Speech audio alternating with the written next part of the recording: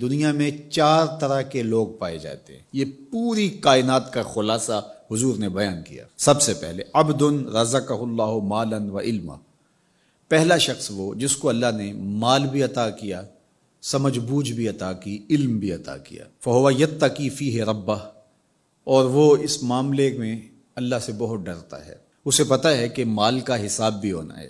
وَيَصِلُ فِيهِ رَحِمَهُ، صلہ رحمی کرتا ہے، اپنے غریب رشتہ داروں کا خیال رکھتا ہے، ان کی ضروریات کو پورا کرنے کی کوشش میں لگا رہتا ہے۔ وَيَعْلَمُ لِلَّهِ فِيهِ حَقًّا، اور مال میں جو اللہ کا حق ہے اس کو جانتا ہے کہ میں نے زکوٰۃ بھی ادا کرنی ہے، سائل کو بھی دینا ہے، محروم کو بھی دینا ہے، صدقہ فطر بھی دینا، اس کو اس کے حق کا بھی پورا پتہ، اس میں کوتاہی نہیں کرتا۔ فہذا بافضل المنازل، حضور فرماتے ہیں سب سے بہتر جگہ پہ کھڑا شخص اگر دیکھنا ہو تو یہ کھڑا ہے، جس کے اندر 2 خوبیاں ہیں، مال بھی اسے نصیب کیا گیا اور اس کو علم بھی عطا کیا گیا۔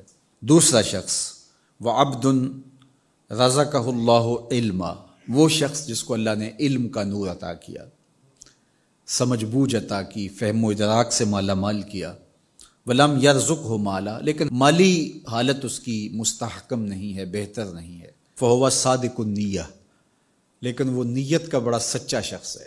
یقول، وہ کہتا ہے لو ان لی مالا لعملت بعمل فلان، اگر میرے پاس بھی مال ہوتا تو میں بھی فلاں کی طرح اچھے اعمال کرتا۔ جس طرح اس نے مسجد بنوا دی، اس نے دارالعلوم کھڑا کر دیا، اس نے غریبوں کی مدد کی، تو غریبوں کو دیکھ کے اس کا دل کڑتا ہے، کاش کہ میرے پاس ہوتا تو میں ان کی مشکل حل کر دیتا۔ برہنہ پا لوگوں کو، برہنہ بدن لوگوں کو دیکھ کر کے وہ بے چین ہو جاتا ہے، بھوکوں کو دیکھ کر کے اس کے دل میں آگ لگ جاتی ہے، کاش میرے پاس کچھ ہوتا تو میں ان کو بھوکا نہ سونے دیتا۔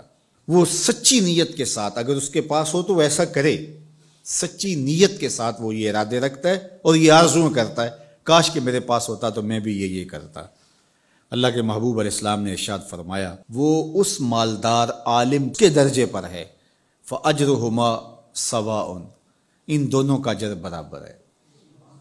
نامہ اعمال کھولیں گے تو دونوں کا اجر ایک جیسا لکھا ہوگا۔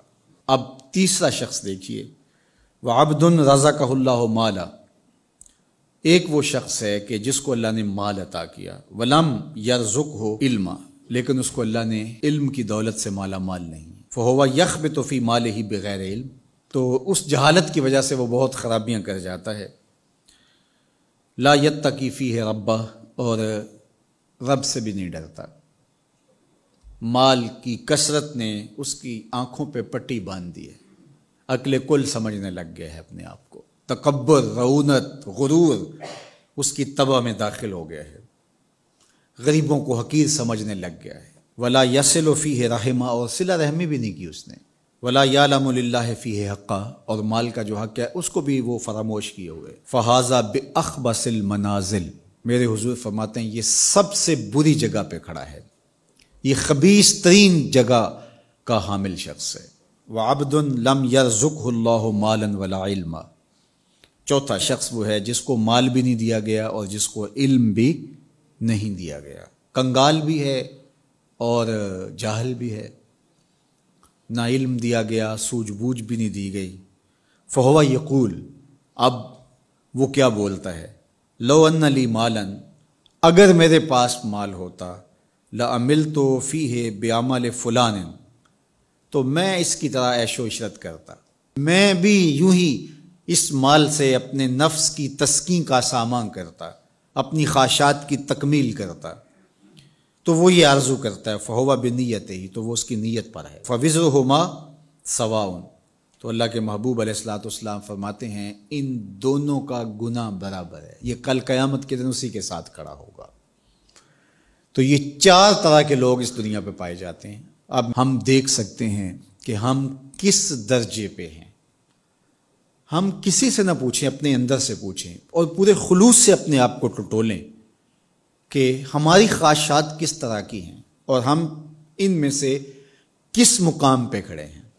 اگر ہم پہلی جگہ پہ کھڑے ہیں تو مبارک ہے، دوسری جگہ پہ کھڑے ہیں تو پھر بھی مبارک ہے، لیکن اگر دوسری 2 جگہیں ہیں تو پھر فوراً ہٹ جائیے ان جگہوں سے اور اللہ کے حضور دعا مانگیے کہ اللہ ہمیں رزق حلال، رزق وسیع، رزق سہل، رزق مبارک، رزق فراواں عطا کر دے، اور اس رزق کے حق کو پہچاننے کی اور اس رزق کو تیری راہ میں خرچ کرنے کی توفیقات نصیب کر دے۔